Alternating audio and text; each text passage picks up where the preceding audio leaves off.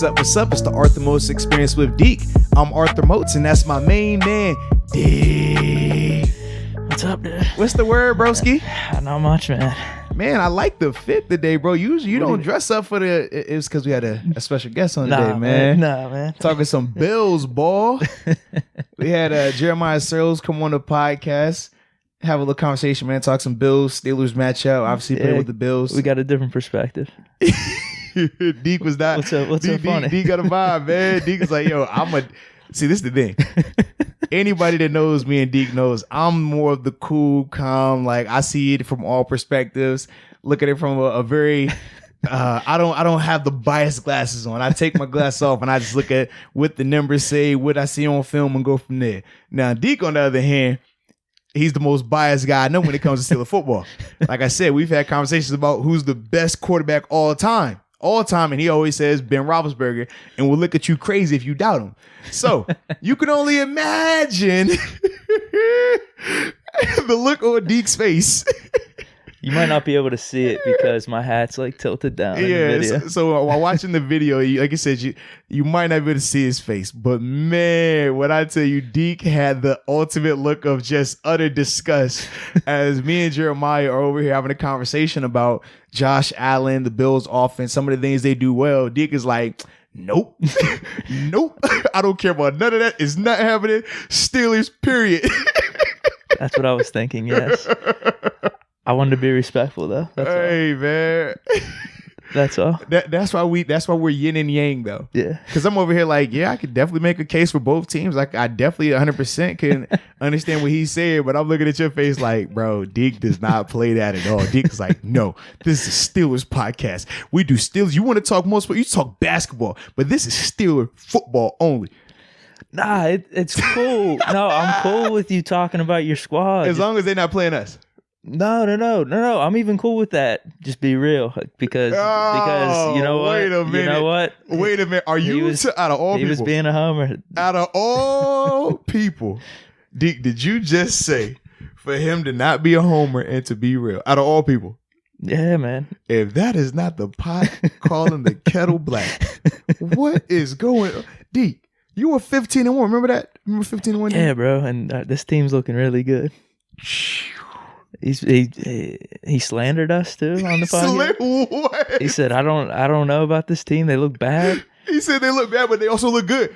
We started up 1-4, bro.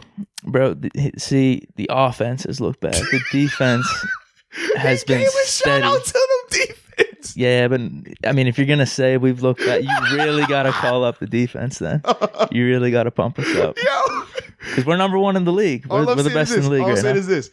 But they're number 2 in the league in terms of defense. But this is the thing. What Jeremiah gave us was the perspective from outside of Pittsburgh, which is needed every once in a while. It doesn't exist. It's just Pittsburgh only. No, I am the type of person that likes different perspectives. But I was shocked. You didn't like it though. I was shocked. Like no, I did not like it in the moment. Yeah. As a whole, like as a philosophy, I do like getting other people's perspectives. In that moment, right now, we got a big Sunday night game. I'm not trying to hear that stuff. No. Bro, you are hilarious. I love it though. I love it because it's really you. Like that's what I expect from you. Like for me, you see how I am. I'm over here like, every week I can see X and O's, things that can happen in the game to change it and stuff like that. But you keep it 100,000%. See, homer. I thought you were just being nice. No. I tell you, I've been telling you I was hounding the Bills. Remember when we talked preseason picks for playoffs? I had them in my picture. I had them in the playoffs because I think that they're a really good team. They just haven't got the national love. Whereas like a Pittsburgh team who, even when we started out bad, we got more notoriety and buzz just because we were always in primetime games. And that's just the difference in between the two. But for me, man, I've spent time in Buffalo even this offseason. And I've seen them firsthand. So I knew, okay, that's a legit team over there. And that's why I made my pick the way I made it. I did a little, a little investigative journalism and stuff like that, man. Now, on our last YouTube video, and I know how you're going to answer this, I'm pretty sure. Uh-oh. I'm going to try to answer it the way you don't think I'm going to answer it. How about that? One of the fans, they were like, Moats, I got to ask, man, like, where's your allegiance this week with the Steelers Bills? Mm-hmm. Like what's going through your head with this game? Well, for me, man, it's a unique week for me. Obviously, I have love for both fan bases, both organizations. Spent the exact amount of time at both places. 4 years there, 4 years here. Was drafted there, but I had my most success here as a player. Obviously, raised the kids here. This home for us. So I tell people all the time, like I will always root for the Bills when they're not playing the Steelers. And for me, it's no question when Steelers is Bills. Where do I live? What am I wearing this week? It's that simple, man. The decision's already been made. Yeah, it was never a debate in terms of, oh man, it's Bills week. Who am I rooting for? But like, this is the thing that I always tell people too. Don't think just because it's this week though that my picks are going to be drastically different. I make my picks solely based on what I see on the tape and who I think is the better team in that game. That's how I operate. I'm just letting you know, man. Teaser. I'm just letting you know that's how I operate. So I don't want, if I pick the Steelers, the people are like, oh, it's because he's a Steeler fan. Or if I pick Buffalo, they're like, oh, it's because he loves the Bills more. Like, that's what I'm saying. Like, when I make my pick, it's solely based off of what I'm feeling and my factors and variables that I factor into the equation. That's all. No, I definitely feel you on that. You're objective. I'm very objective. Because I think I am too with my picks. My picks. I don't know about that. Deke and objective, they don't really go together, bro. I just, if I had to put a definition next to Deke, it would be bias, homer, come on, black man. and gold, and Ben Roethlisberger. I think that's about right, man. Okay. But you own it though. That's you. That's who you are, and I respect it. Yeah, because you're like that all the time. When we first met, I told you I was like, man, I don't care what type of person you are, as long as you're like that all the time. I know what to expect from you. I know what to get from you. Well, you did say that about even other players in the locker room. Like you were cool with the people, and you didn't care what they were into or what they were up to, as long as they just be a weirdo all the time. You can be, super introvert, be introvert all the time. You could be the most craziest, outlandish. I mean, wearing just all type of stuff to the practice. Like, I don't care. Just do it all the time so I know what to get from you. So as long as I know what to get from you, I know how to operate with you. Yeah. And you are consistent. And that's why we click, because it's like, I know what I'm getting from Deke. So I already knew as soon as this interview was going with Jeremiah, I'm like, let me just peek over at Deke's face. And I would ask, yo, Deke, you would hop in? Deke had just a look of, nope, I'm good. Any other time as a Steeler person, a Steeler player on the podcast, we had Zach Banner. I couldn't get Deke to stop talking. We had Jerome Bettis. I couldn't get Deke to stop talking. Deke is like, yo, Moats, you don't talk no more. I got this. Today, though, Deke, no, I'm good. Nope. Here we go, Steelers. Period. Yeah, man, I'm going to have to edit that out at the end because you guys aren't going to hear it. He said, go Bills. I can't have that on there. Come on, man. Don't hate on my man. I think that's what makes it pure, though, man. That's the beauty of sports, too. Being able to get the multiple perspectives, being able to hear the passion that he still has for the Bills. And that's the one thing that I will say, like anybody that plays for the Bills, even plays for Pittsburgh, the fan bases, the organization, they make, definitely the fan bases in the organization here in Pittsburgh. I know it's new over there now, what he was talking about McDermott, Brandon Beane, and what they've done. But it's one of those things that once you're a part of that team, it doesn't matter if you play for 1 year or 10 years. Like he always says we, because you just feel connected there. And the same way when I talk about the Steelers, you hear I always talk about it's us, it's we, this is what we do. But when I'm talking Bills, it's the same thing, because it's like, dude, I know that feeling. Like it's a different vibe to it. And I've said this before. If you're a Steeler fan, you're not allowed to have a second team, but we'll cut you some slack because you actually played for the Bills. Right, that's different. For 4 years, too. For 4 years, I was drafted. But they were the reason I made it to the, they gave me my first opportunity to live out my dream. Yeah. So that's why I'm like, I will always have a certain level of respect and love for that organization. We'll cut you some slack. There's not too many other outliers, though. If you're a Steeler fan, you're a Steeler fan. Yeah, well, I will say this, too. A lot of players that I see typically don't have the success at both places and are, loved by both, fan bases like that. A lot of times, that's what I noticed. Because I've seen some guys that, for Le'Veon, for example. Humble brag there, huh? Stop it, man. But I think about guys okay, think about Le'Veon, right? You bring him up in Pittsburgh, and it's not, oh, hey, sunshine and rainbows. It's polar. It's either you love him or you hate him. Same with AB. It is. I think Le'Veon, I think people will have love for Le'Veon as time goes. As time goes, I'm talking right now. Right now? Nah, because when we say I know for a fact, we talk about my thumb on the post, right? Yeah. When the whole Le'Veon had the flu and he went bowling, bowled a 251. Yeah. The amount of negative comments directed to that man. Really? For having a flu, being ruled out from the game on a Friday and going to bowl on Saturday because the doctor, like he said, doctor told me, don't lay around, be active, go do something. The amount of negative comments from people in Pittsburgh, social media, calling in shows, absolutely. No. So for a fact, I can tell you, it is not what you think it is, bro. Come on. Yeah, not even close. We need to be better. Well, it's a lot of times we can say that, but because we almost had him back this year. But even with that, it was still people that were like, "Man, what are you talking about?" No, and who knows? We still might try to get him back. But anywho, that's another rabbit hole. We are not going there. I know. Because I said it. Yeah. Right. This is what we talked about the other day, and you about to put us down that rabbit hole. No. Because here's actually what I want to say. I think Gase is a joke of a coach. Yeah. I think he handled that really poorly. Like he put Bell out there for the fans to like eat him up. Like what are you doing? Like he did nothing wrong. Like why don't you just say I have Le'Veon's back and he did nothing wrong. I'm glad he shot a 250 on bowling. True. But we always talk about how not every coach handles situations the same and how some people they tried to make it as a negative for Coach Tom with the way he handled AB and how he would handle Le'Veon and Martavis in certain situations. But you see the difference when you handle it a certain way, it's a smoother ride. You're able to keep everybody focused. You're not having those extra distractions. When you handle it that way that Gase did, you see what they're talking about. They're not talking about their matchup coming up. No, they're talking about Le'Veon versus the organization. Do they want Le'Veon? What's going on? Is it something more? Was he really sick or was he suspended? Like all this is going on now, all because of the way they handled that situation. So that's why I love the fact that in Pittsburgh, we do it the right way. We do. And you mentioned that earlier whenever we were first starting this podcast, Tomlin, he just knows how to adapt to certain players, and knows how to, I guess, push their buttons in the right way. Yeah. Whereas it seems like Gase, not to go all the way down this rabbit hole of talking about Gase, but it seems like he just is clueless. Yes. Like he's just the guy, he's going to go in, like a computer nerd. He's going to do what he does. He just goes in and studies film, but doesn't know how to like interact with players and... So there's that. That's all I wanted to say. I do agree. I think he handled it poorly. Yeah. So we can't agree upon that. Yes. But now let's talk about this big Sunday night football matchup, man. Yes. Prime time game. Two teams that are hot right now. Two teams that are vying for playoff position. One team that is a guaranteed if they win, they're in. Another team that needs to win at least two of these last three to get in. Hey, man. How you feeling? You know how I'm feeling. How you feeling, man? Talk about it. You know how I'm feeling. Get it off your chest, bro. I'm feeling confident. Feeling super confident, huh? I'm feeling really confident. Yeah, like 50. We the 50 to zip. No. Oh, I just checking. I'm not gonna release my score. I keep doing that way too early. You do. I just right off the bat, you were about to, and I was like, yo, wait, suspense, build up, dude.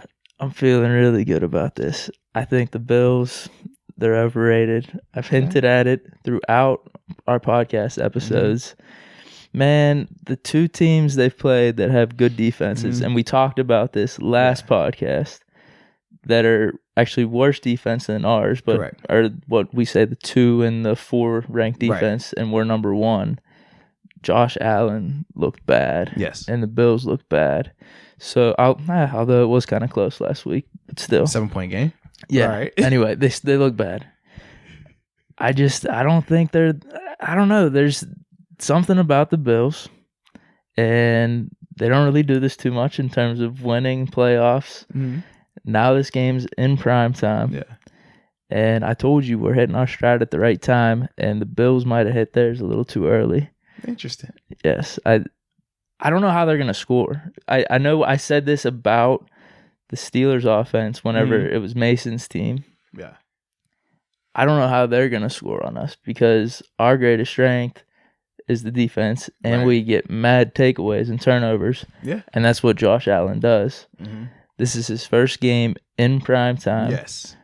We've talked about this before. He might have played in a Thursday night game, but no, the Thursday night game they had this season was the 4:25 Thanksgiving Thursday night game. Okay. But I guess you could consider that prime time, but whatever. It's not. Okay. It's not. Okay. It's not like that, even though it's Thanksgiving? No, it's not. Okay. 4:25 game is not. Because I checked last year, and they did have a Monday night game, but he wasn't playing. Yeah. So this is his first Monday night game. And I don't know if he's going to have it, man. This place is going to be rocking. We know Coach Tomlin's record in prime time. We know the color rush. We're wearing our color rush. Undefeated. 5-0 in the color rushes. And, dude, everything that's been asked of Duck. Here's the difference between the teams. Okay. And why I said I don't know how they're going to score on us, where if you're a Bills fan or if you're just looking at it from a objective standpoint, I guess, you'd be like, how are you guys going to score? Correct. Here's the thing. Josh Allen and that Bills offense is known, right? Okay. We have a very large sample size of those guys. Continue. We don't have a sample size of Duck and our offense that large. The sample size we do have is every time him and this offense is asked to step up, they do. So I'm going off that. That's interesting. And I'm going off our defense balling out.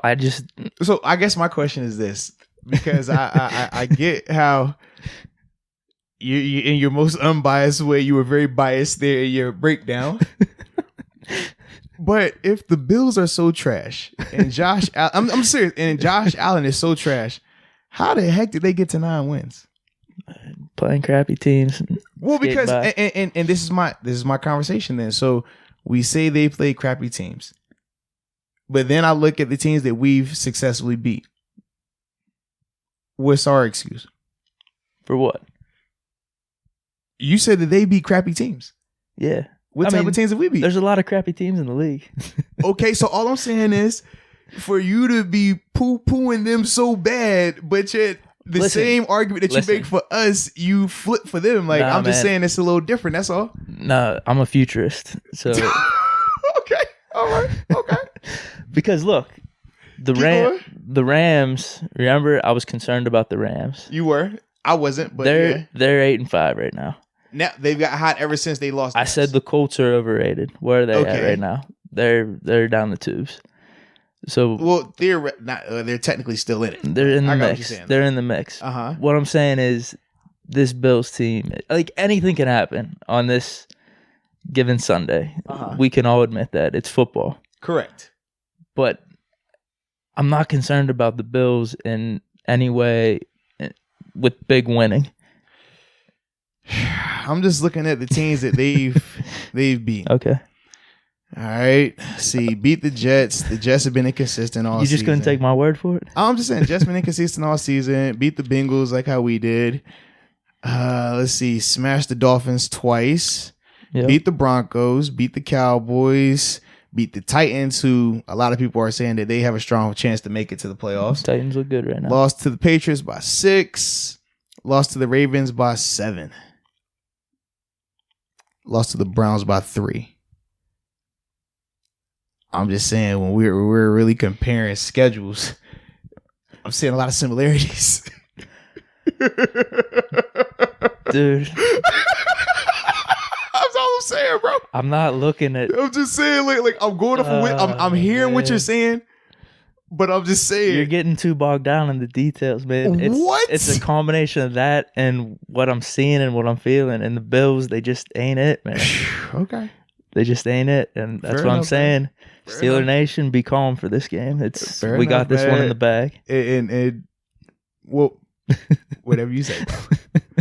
When we talk quarterbacks, I felt like you're immensely confident in Duck, and you don't have zero faith in Josh Allen, correct? The only thing I'm worried about is just his running ability, because he's the type of runner we haven't really faced yet. Very Physical true. runner. 8 touchdowns on the ground. Yes. But how are they going to sustain a drive? I just don't see it. They've been doing it all season, man. Man, dude, he hasn't faced. Oh, I guess he's faced the Patriots and Ravens, and the Cowboys. The Cowboys defense has been good, but this is what I'm saying. He hasn't done crap against them. He turned the ball over early versus the Patriots. Got knocked out in the second quarter, I believe it was. Versus the Ravens, the game he really struggled in. But even with that, they still lost by 7. Right, and you saw what he did to the Cowboys defense, who's still a top 5 defense. So that's my thing with that. I'm like, I understand. Like I said, from I know your core. I know what your core is. All I'm saying is, can we be just? Can you just turn the bias back just a little bit? Just because you're making it like this 9-win team is absolute trash. That's how you're sounding right now. And I'm just like, yo, are you really hearing which? This is the problem though. One team we follow. One team we see in prime time. One team we have an emotional attachment to. Yes. The other team we don't see in prime time. The other team we don't really know how they're getting it done.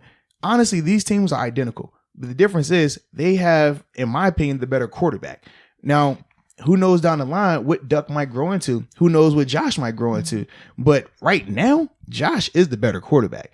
And that's how I look at the teams. I'm like, okay, that's the difference in between the two. I do think that we have more of the X factors, but they're still young. We talk Deontay Johnson, we talk James Washington. They have potential to be elite players, but they're not right now. When you talk about John Brown, to you, that name was like, oh, it's just John Brown. That boy got 963 yards receiving. No, we say Cole had a very Beasley, good year. Yes. Right? We say Cole Beasley, you're like, it's just Cole Beasley. Cole Beasley is balling out this year. We say Devin Singletary. Devin Singletary would be one of our best backs right now. He's a he's a younger version of Shady McCoy. That's why they released him.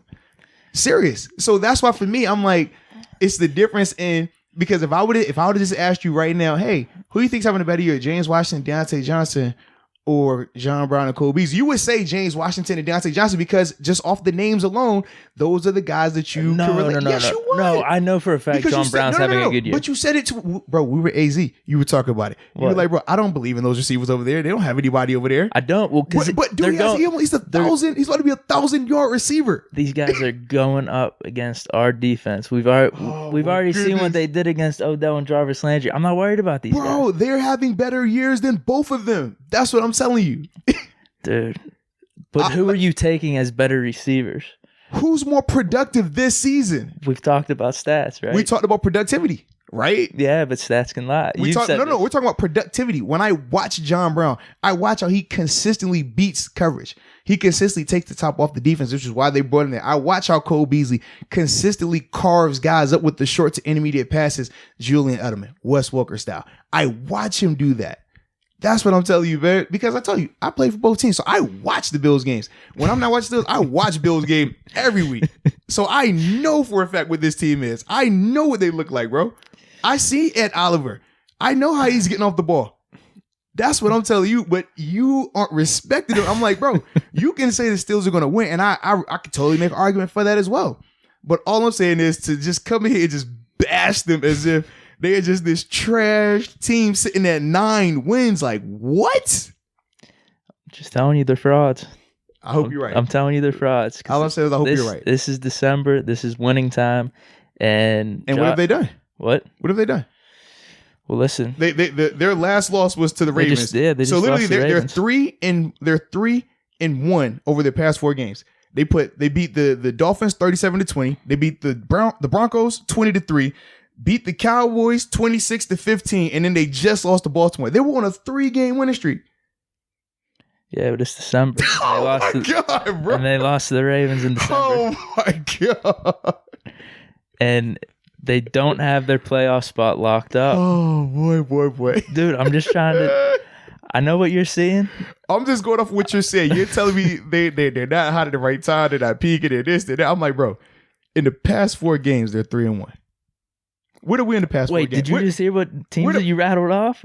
What teams have we beat? The Cardinals? Dude, there's a lot. No, stop. The Cardinals, the Browns, the Bengals. They just beat who? The Cowboys, the Broncos, a Dolphins team that had us on the ropes. Let's be real about it. Had us shaking. We didn't have quack back there. There's a new vibe, dude. There's a new vibe. All right, Ever since that Bengals game. I'm with you. There's a new way. That Bengals game that we were struggling in as well. I know. I'm with you, though. I know. But all I'm saying is before you poo-poo them and their quality wins, just make sure we're looking in the mirror as well. That's all I'm saying, bro. No, this is new. This is a new vibe. No. I understand the new vibe. I hear all that. And what do we talk about, right? You can, because a lot of times this happens with players, right? You will want to praise one player, but the way you praise one player is by just bashing another player. It's like, no, that player could be good too, and this guy could be better. But you don't say, oh, this guy is so good because that guy sucks. He can't do this. He ain't trash. He da-da-da. And that's what you're doing right now. Your way of justifying your feelings about the Steelers is by bashing a Bills team that is legit good. I'm just predicting. You don't get 9 wins by being a bum. And no question, the Steelers could potentially win on Sunday. That still doesn't mean this Bills team was a bum. That still doesn't mean this Bills team won't make the playoffs. What if they do? What if they do miss the playoffs? What if we miss the playoffs?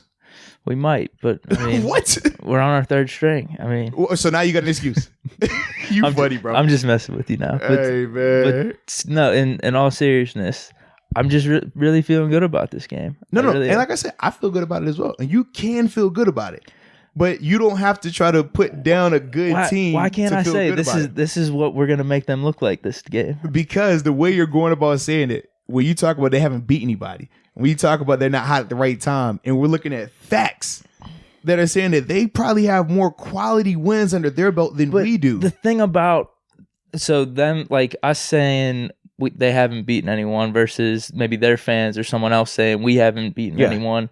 Dude, this year has been a struggle and a half for the Steelers in terms of all the injuries, the ups and downs. They've had their guys. They've had their core guys. No, they haven't. You think about this. Devin Singletary, who's their core guy. He's missed a ton. Their starting center, Mitch Morse, Mitch Morse, who is their big free agent signing at center, has been in and out the lineup with concussions as well.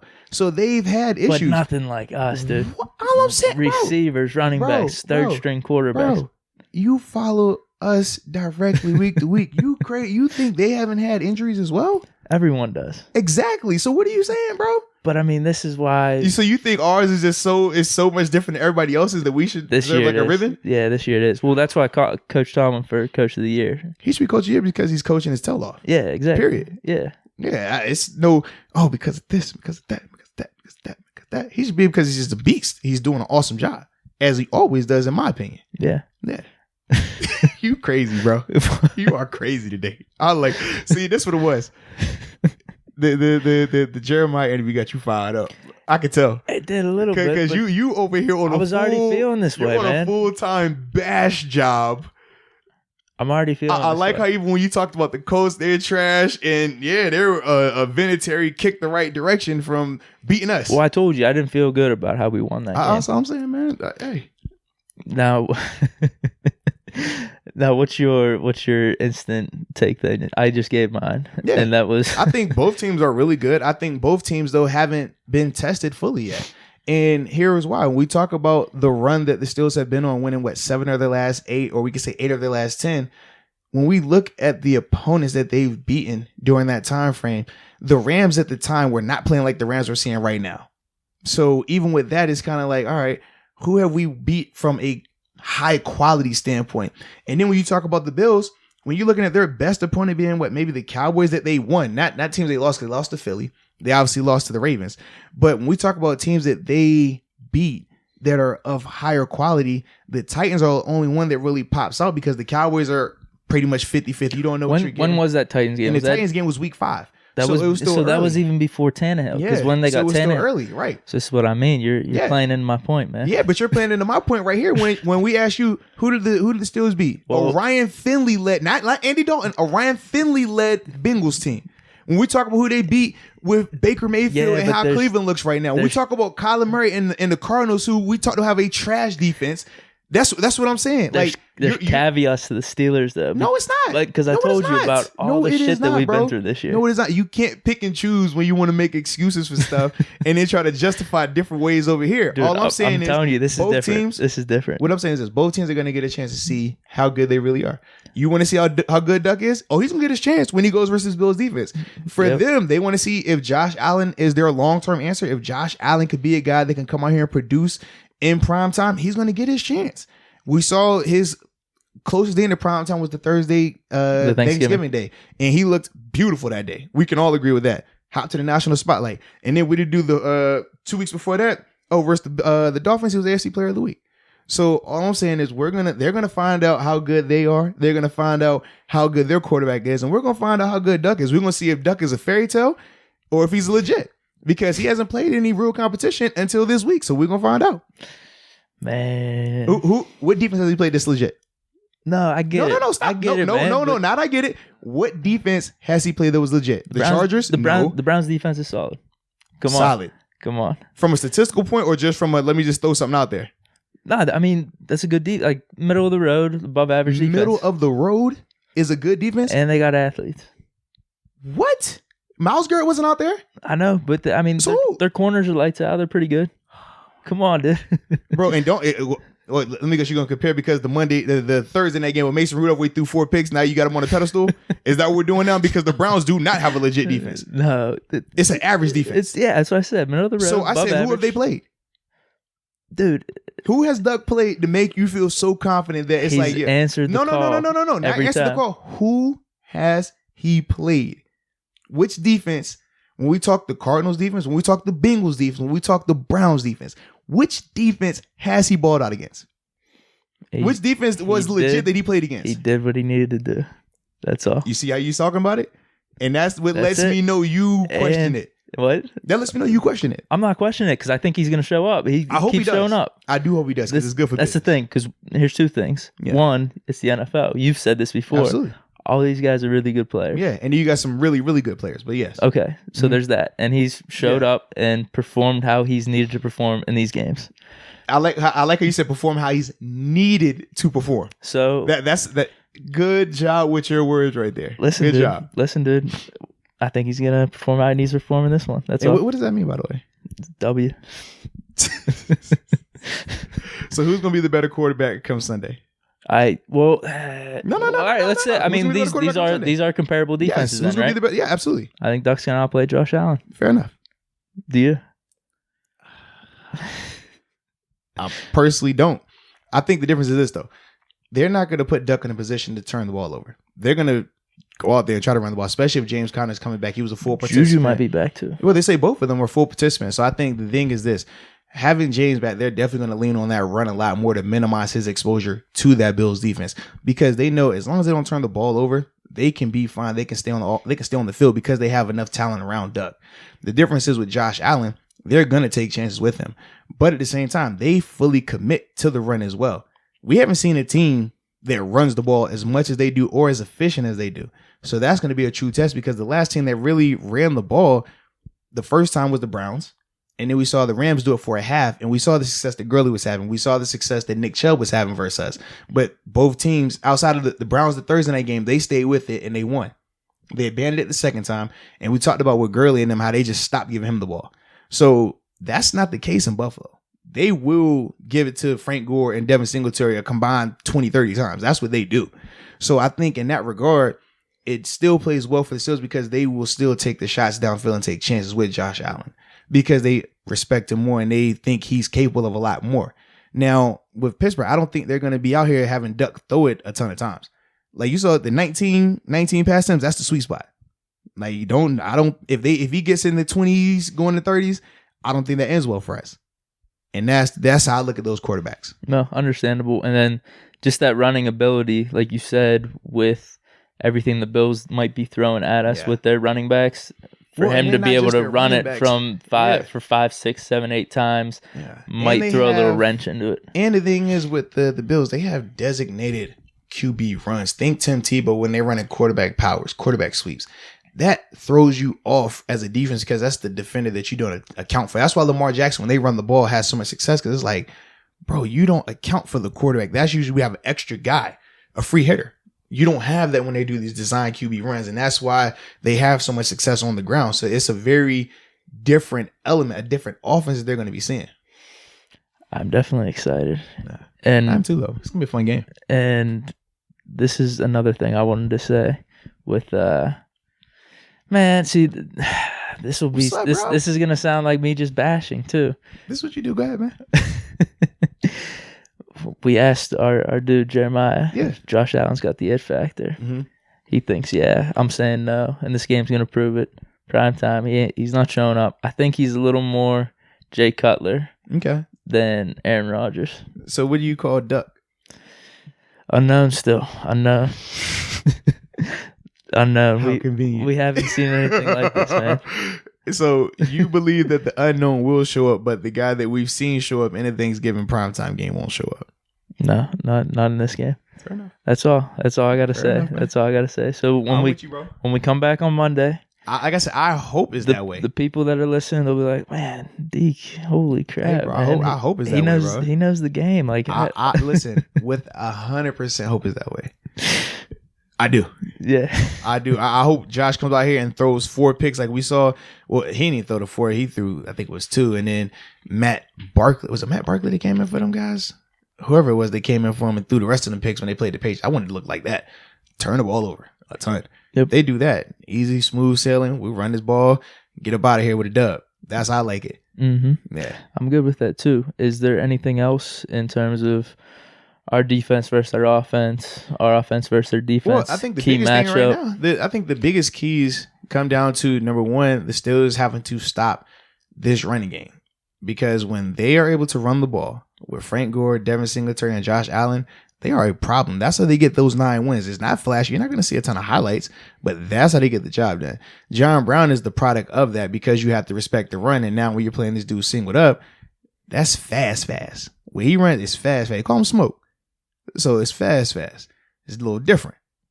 So that's the only thing that concerns me in terms of that. But as long as they can smash the run and make Josh have to throw the ball, be a pocket passer, a predominantly throwing the ball guy, I think it bodes extremely well for those guys. And then the flip side, the streak of us having turnovers every week as an offense, that has to stop.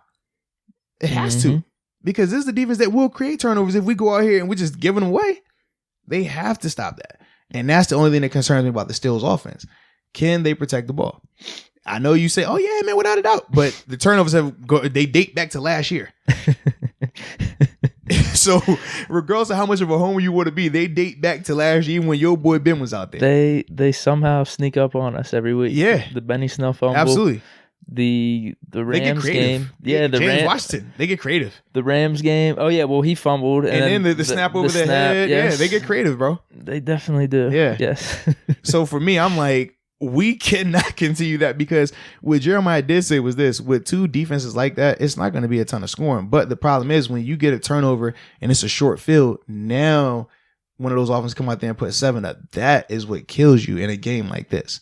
And that's what can't happen. And that's why it's going to be important that Duck takes care of the ball and the rest of the guys on offense take care of the ball. Because defensively, I think they'll definitely be able to get some turnovers because that's what they do. That Bills offensive line is bad. They've allowed, I think it's 39 sacks or something like that. Well, just last game, what was it, 6 sacks? Yeah. So, and I believe that our pass rush is a lot better than Baltimore's, even though Baltimore gets their sacks and generates pressure a different way. Similar to Buffalo, they don't just line up and rush. Whereas we will just have 4 guys just rush. Bills, they send a lot of different looks, a lot of different pressures. So in that regard, versus a young quarterback, it's typically what you do because you want to confuse them. Now, I think that's going to be a unique element to see how Duck handles the different looks, the different pressures, because they have guys in their back end that can definitely ball out. You talked about Tre'Davious White. Tre'Davious White is a dog. Jordan Poyer, Michael Hyde, they balling. And that's the thing. And we talked about Tremaine Edmonds. Tremaine Edmonds, if he came here, it would be him and Devin Bush starting, and it wouldn't be close. It'd probably be the best linebacker tandem in the NFL, my personal opinion. When's his contract up? Oh, he just got drafted with his brother. Yeah. They came at the same time. He actually went before his brother. All right. Well, yeah, we should look out for that in 2 years. No, I would love that. You come join your brother. I would love that. Brothers. Yeah. Oh, true. Yeah. I would love that. And it's the first time in NFL history where 3 brothers are actually going to be playing in the game together. That's pretty nuts, That's dope, bro. That is pretty nuts. Shout out to Mama Edmonds. Yeah, and we had Terrell on the podcast. We did. Way back when. So. His father, NFL guy too, man. So just think about, like, that's a crazy family. Mm-hmm. Yeah. Now, do you want to get into the final score, the predictions? Yeah, we can do that because I'm trying to think. We talk advantages versus disadvantages. Definitely the coaching advantages here in Pittsburgh, without a doubt. From a special team standpoint, I think the Steelers have it, especially when it comes to kickers. Steven Hauschka. I think he said Hauschka. He was actually my fantasy kicker. He was straight too. He got he consistent. I liked it. Yeah, but I do think Bob's the better kicker. I do like that.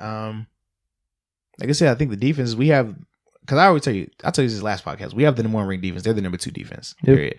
But I think their offense is better than our offense. I know you don't agree with it, but I personally think their offense is better. Listen, I'm not thinking of it in terms of that. Just because I think our defense is going to just shut them down. No, I'm just saying, like, we can both agree if we look at both offenses, who has the better offense? Are you serious right now? What?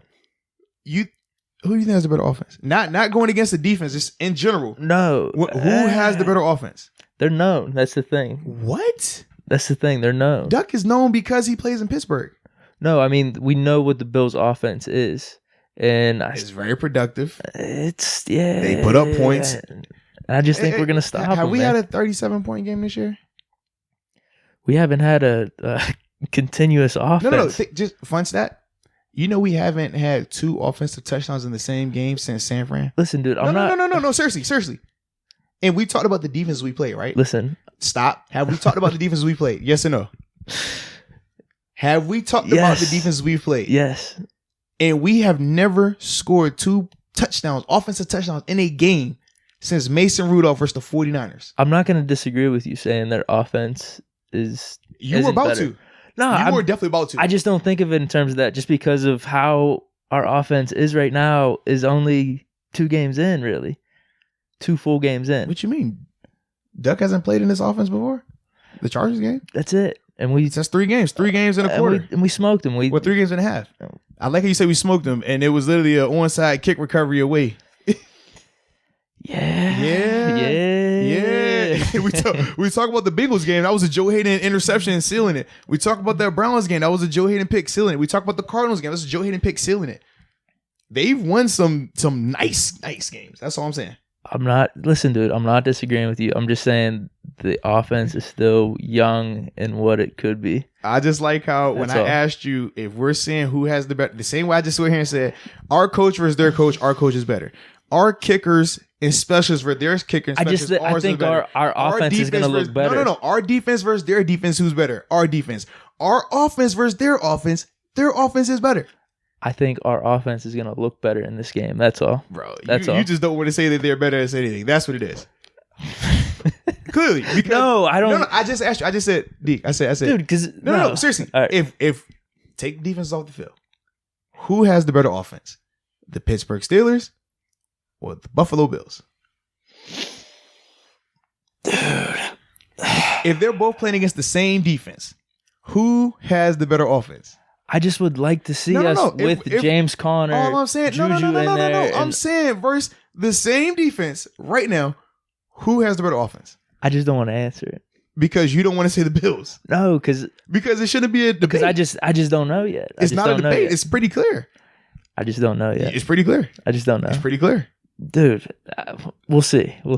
No. It's not a we'll see because it's not like, oh, this defense was that. Oh, that was. I'm saying if both of these teams. Because if you would have asked me back whenever we played Cleveland, I would have said Cleveland's offense is better. They were. Yeah, that's what I mean. Not? So what's the difference right here when I'm asking you that same question right now? I'm just really not a big believer in this Bills team, man. So just put it on record that you feel that our offense is better than their offense. That's it.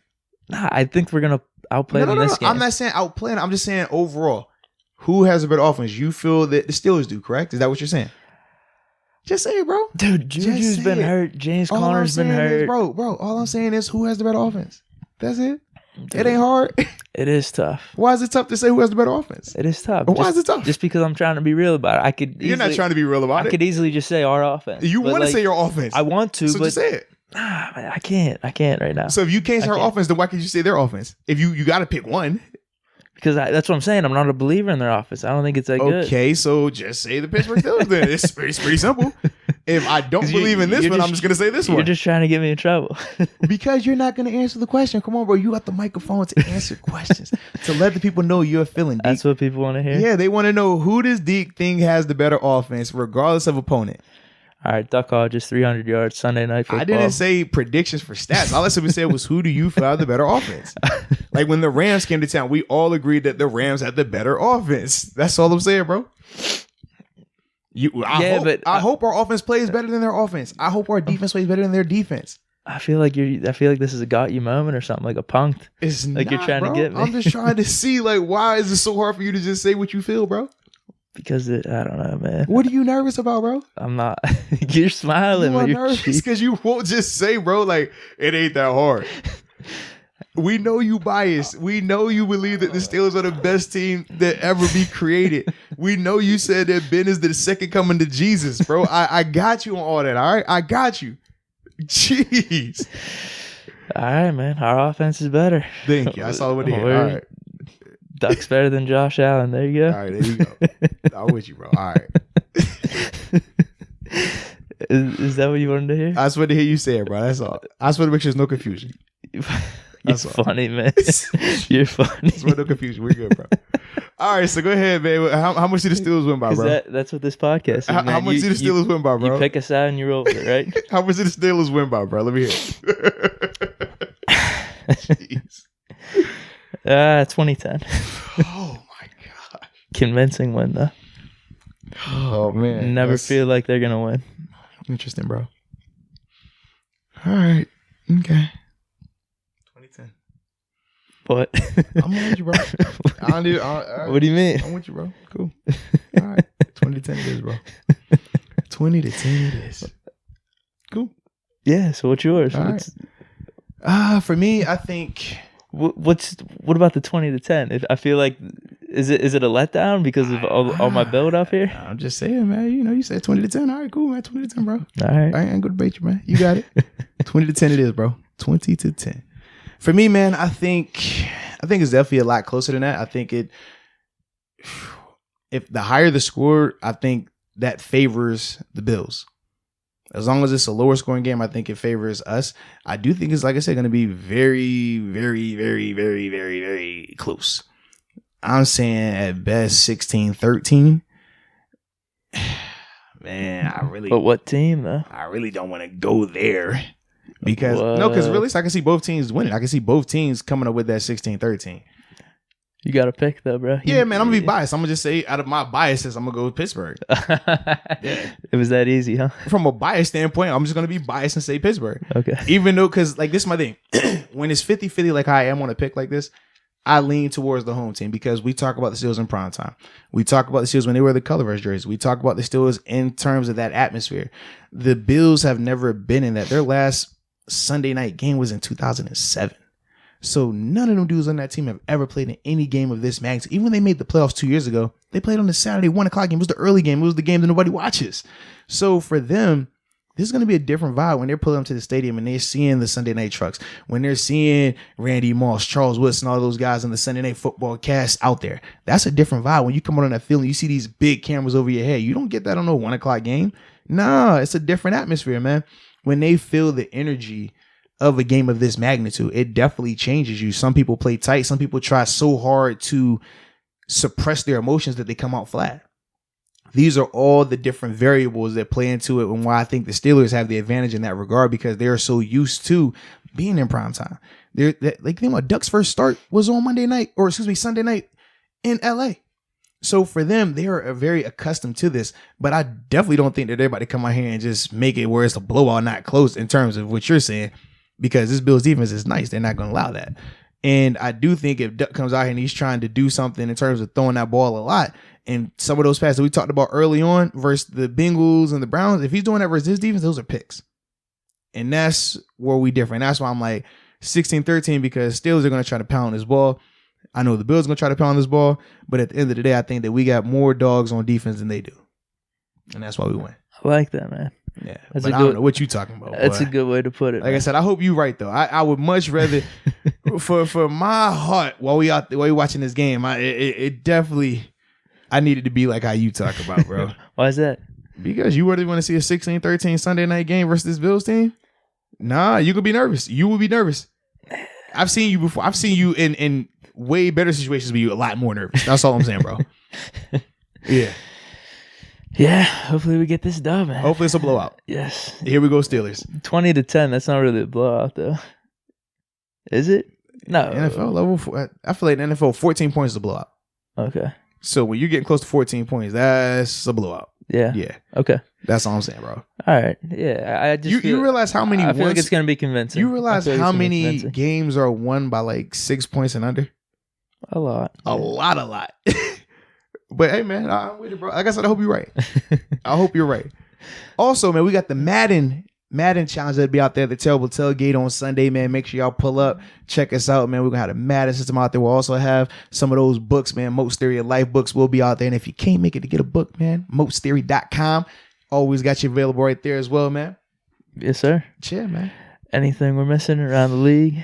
I was going to say Patriots at it again. Yeah. Waiting to see these details because that's a crazy situation. Well, something came out where they said they're only filming it for like their YouTube channel. Yeah, for the scout or whatever. So you're assuming if that's the case, it should only be like a minute or two clip. Yeah, so it was like 8 minutes. But it was 8 minutes and it was staring directly at like the Bengals sideline. Yeah. Well, I will say this too, like, because obviously we film and we know that if it's only a minute clip, you still film for more than just that minute because we got to chop it up and stuff. We do know that, but I'm not about to be over here and singing praises and trying to justify anything the Patriots do.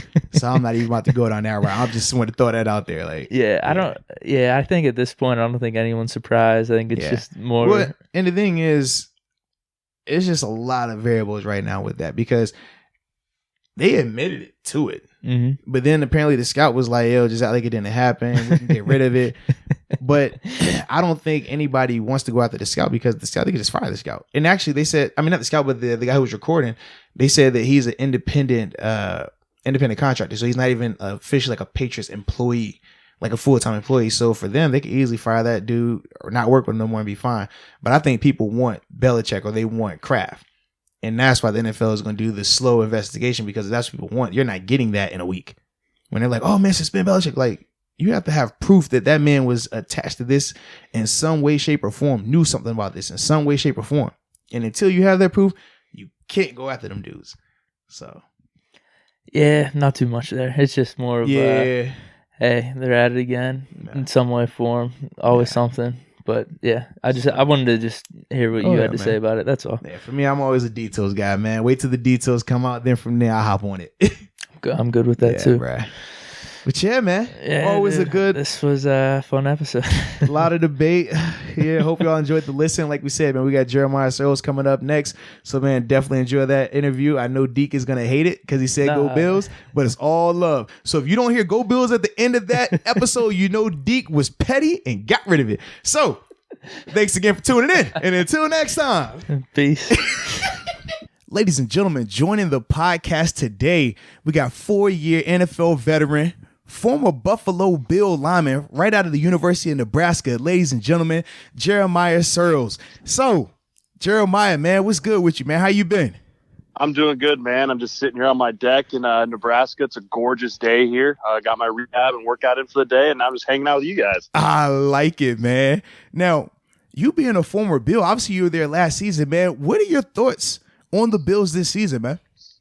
Man, I love watching those guys. I love the growth of Josh Allen. I mean, seeing where he was from last year, I got there week 3 to where I when I got injured after OTAs, and to see just his growth from there, and then to watch from afar his growth from on TV. I mean, that's the biggest piece for me that I think this year that people need to understand is that growth from year 1 to year 2 is really where I think you make or break it as a young quarterback. I mean, I think that you would rather have the struggles that Josh went through year 1 and that like Rosen went through year 1 versus you flip it and see the success that Baker Mayfield had year 1 and now he's having the down tier. I think that the Bills should be really happy Josh had those lumps early because now you're starting to see the growth, you're starting to see the progression, and that offense goes through him. I mean, your offense in the league is only as good as a quarterback. So seeing Josh really grow and develop has been incredible. And then the defense, man, I mean, you know, this defense was great last year. They're just picking right back up where they left off last year, added a couple pieces.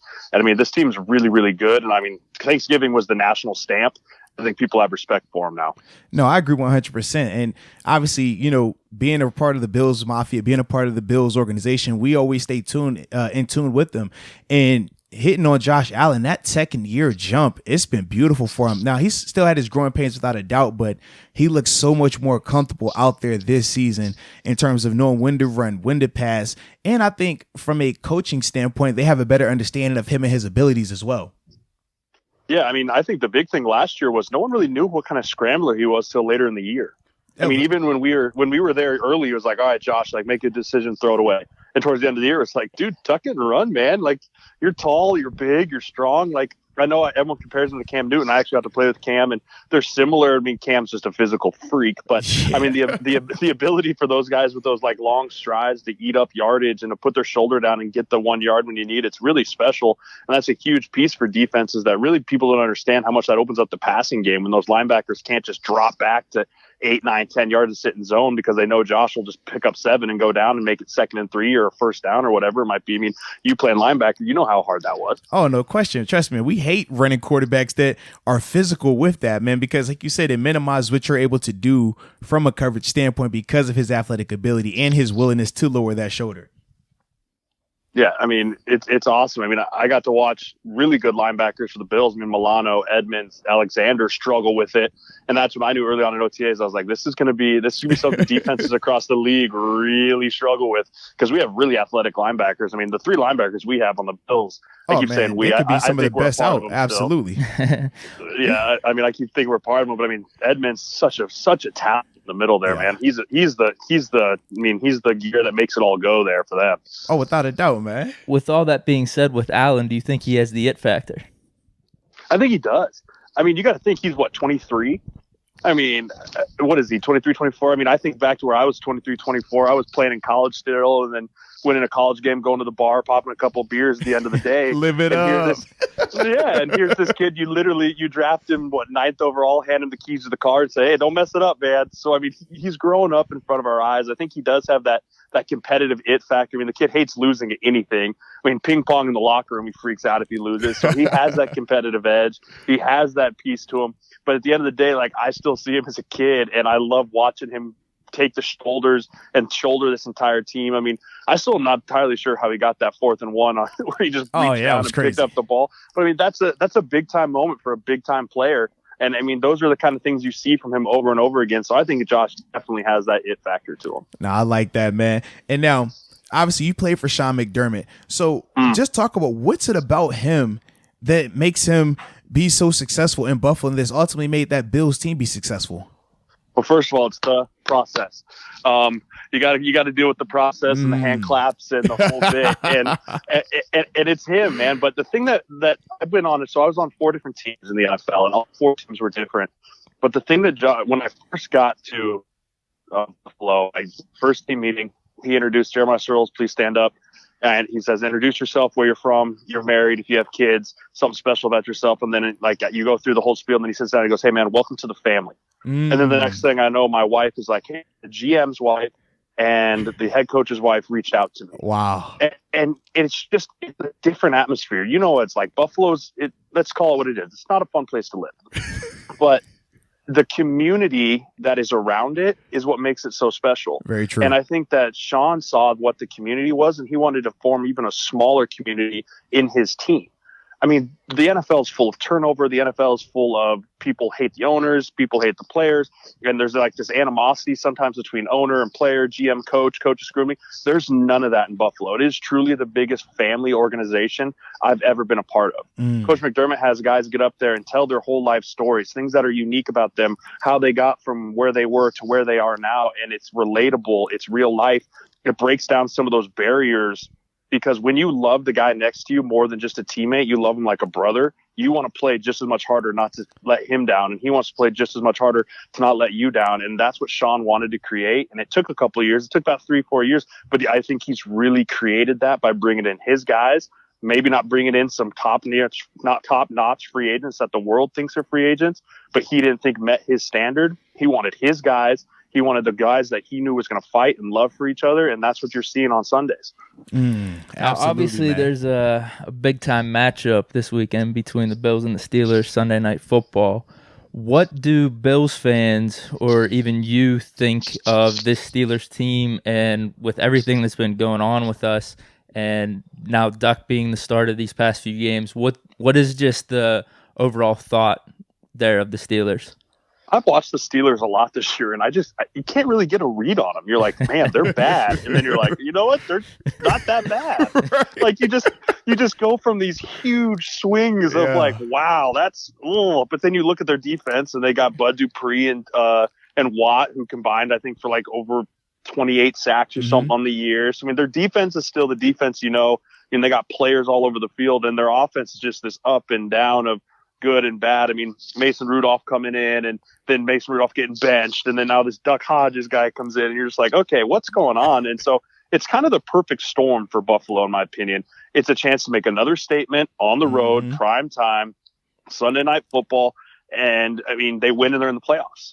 I like it. I mean, if that's not enough of a motivational factor, and I mean, I think that the Bills are the better team up and down. But the big thing is going to come down to 2 young quarterbacks who makes the mistakes against 2 very good defenses. Who's going to steal that extra possession? who's going to steal that one possession inside their own 20 and turn it into 7 points or 3 points. Like, I think that's what kind of game it's going to be, because it is the National Football League, and the greatest stat that ever for win or loss is turnovers. And I think that's what it's probably going to come down to Sunday night, is who can take the ball away and capitalize off that. Because that's one thing the Bills have done so much better at this year than when I was there last year, was the ability to get turnovers and create points off of those turnovers. Man, you're absolutely right. When it comes to the turnover battle, that's going to be a huge element. And both of these defenses have done really good jobs this season in terms of creating those turnovers and creating pressure. We talk about the pass rush here in Pittsburgh, but Jerry Hughes, obviously Ed Oliver, and those guys in Buffalo have had a ton of success this season as well. So it's definitely going to be an awesome matchup on prime time Sunday night, man. Yeah, I mean, I think you hit it on the head. Young guys stepping up on our defense. I think Ed Oliver, you've got to watch him progress really well from the year. I think he still needs to work a little bit on his run defense, but that just comes with time. I mean, you're used to being the quickest, fastest guy in college, and all of a sudden you're going against 600 pounds of double team. And grown you gotta be like, men, it's a little different. Yeah, all right. I got to refine my technique, and I got to refine. But I mean, our front four. I mean, you look across. You got Jerry Hughes, Jordan Phillips, Starr. And then you just rotate Ed Oliver in, you rotate Corey Liuget in, who I played with in San Diego.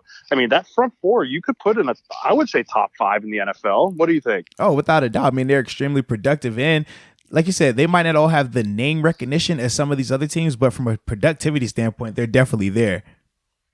I mean, the unsung hero, in my opinion, one of the guys is Trent Murphy. He may not have the sack. He may not have the sack numbers. He may not have, but I mean, he is constantly around the quarterback. He does a great job setting the edge in the run. I think he is an all-around one of our most solid, not flashy at all, but I mean, just solid overall defender on this defense. And he's another one of those pivotal keys up front. He doesn't come out very often. If he does, Shaq comes in, and you don't really miss a beat between those two. But I think Trent's an unsung hero on this Bills defense for 2019. No, man, I can definitely see that. Right. Healthy. That's the biggest thing you touched on with the health standpoint.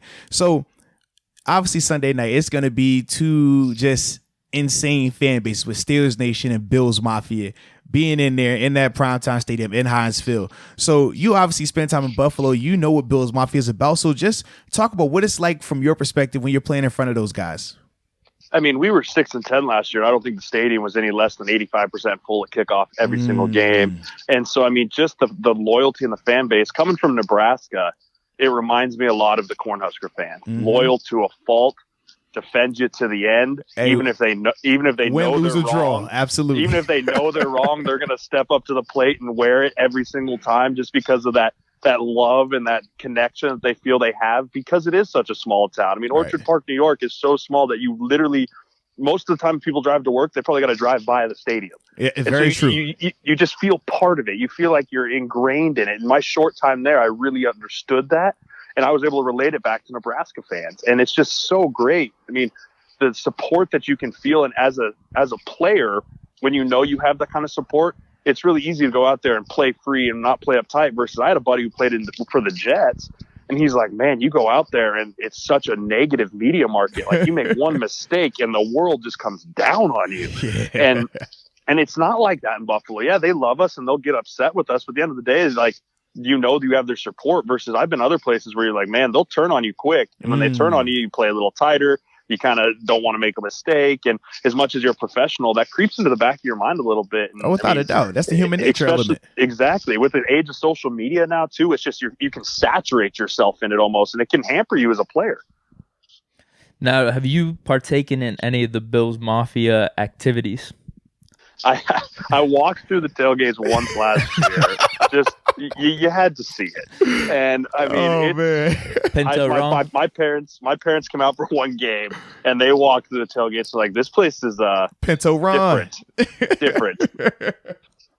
Man, now when I think of the Bills tailgates, I think about I see in the ketchup and mustard being shot on people. Obviously, okay, what is that? What is that, by the way? Where did that come from? So listen. I have no clue. I spent my 4 years up there. I knew you had to stop by Pinto Ron. You take a shot at the bowling ball. You might go through a table. I said, okay, that's cool. I get all that. You got the Zubas pants. That's cool. I don't know when this ketchup mustard bath started, but yeah, that's wow. Yeah, I mean, I just think about, like, what do you do for the rest of your day? Yeah, you're not good. Like who are you sitting next to in the game like that? Yeah. That's what I want to know. Like at what point in your mind, I don't care how drunk you get, like soak me, ketchup, mustard. It's 11:45 on a Sunday. Do it. Like I don't understand. It blows my mind. I can get the table, and I mean, I tell people all the time, the thing people don't believe is I'll be like, hey, we're leaving work on a Friday at like 1, and the tailgate lots are like 3/4 full for a Sunday noon kickoff, and then afterwards you have to drive through the parking lots to leave, and there's just bonfires absolutely as far as the eye can see. Man, oh man, Mills Mafia is something else, man. Hey man, they're one of a kind without a doubt, man. So we got to talk about what is it going to take in your eyes for the Bills to be successful on Sunday, man. So just talk about, man, what you think is going to take for them to get the job done. Yeah, I think you're going to really need to see an offensive performance that puts a staple on this season. I think we're still waiting for that big another offense explosion game. I mean, like they had against Miami. And I mean, if you can have something like that, and I think that the key is going to be motor. And that was the game where Josh got the AFC Player of the Week as well, man. Right. I mean, Josh owns Miami. He has his 2 years. I mean, he runs all over them. I love it. But I think for Pittsburgh, I mean, it's going to come down to who can win the rushing battle. I mean, you want to take, you know that they're going to want to take the pressure off their young quarterback and not make him have to throw it 40, 50 times. So that's got to be the game plan by McDermott. Dable and them got to go in and say, we need to control the clock, go up by a score, stay ahead of them and make them throw the ball, make them be uncomfortable. Let's not play into their game of they want to get the lead, control the ball, and then let their pass rushers turn loose on us. And so I think the big thing's going to be controlling the clock, rushing the ball. I think Motor's going to have over 125 yards if they win this game. And then maybe you get a 50, 60-yard game from Frank Gore to have a close to 200-yard rushing day. And then at the end of the day, it's going to come down, can Josh convert the third down, the money down. Absolutely. I think you can keep Josh in manageable 3rd and 5 or less. That's when he's best, because then it's like we talked about earlier. It keeps him. He can run the short intermediate passes to Beasley, who's so good in the slot. Oh, without a doubt. And so that's going to be the key, is 3rd and manageable and then rushing. And then on defense, it's going to be putting pressure on this young quarterback and make him throw one to Micah or Poyer back there, or Tre'Davious White, who's having an unbelievable season. Very true. He definitely is, man. And now you also have a podcast yourself. So definitely plug that, man. Talk about it, man. And ultimately, what made you start it too? Yeah, so I decided when I went on IR this year and I knew my season was going to be done, I was like, I've always been guests on podcasts, or I've co-hosted radio shows, but I've never kind of branched out and just kind of did my own thing. So I decided to create a podcast on my Twitch channel, which Twitch is a live stream broadcast. It's mostly used for video games, but I was like, you know what? I want to create a live interactive podcast. And so what it is I did Monday nights, and I was like, let's start small, local. So it was really a Husker football breakdown show on Monday nights. And so I would come live from 6 p.m. to 7. It's called Just My Opinion. And I would break down the game from Saturday. I would answer questions live as people were tuned in, and we could have a conversation. And for me, it was like, it's the next kind of form of the wave of, my generation is the want it now generation, right? Very like true. I want everything in front of me. I don't want to have to wait for anything. I want it now.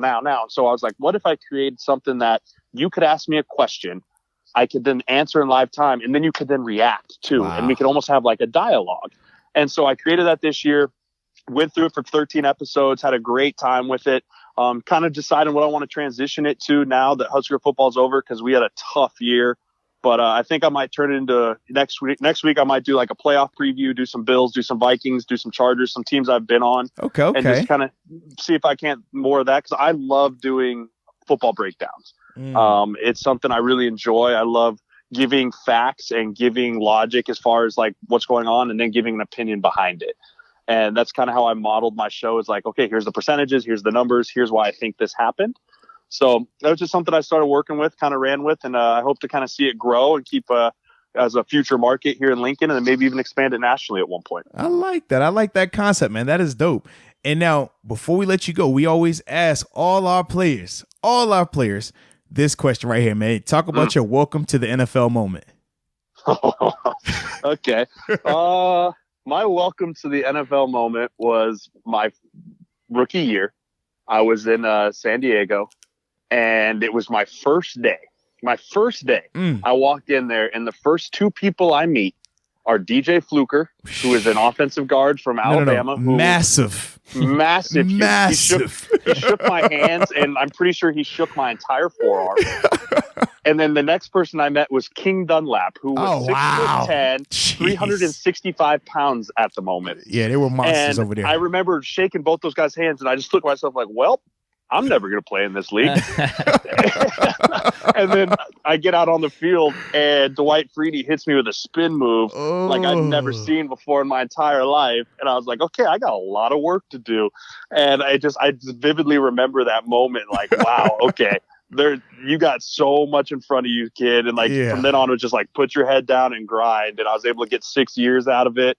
And I mean, it's just, but I remember meeting those two guys day one and being like, these dudes are monsters. Yo, that's wild, bro.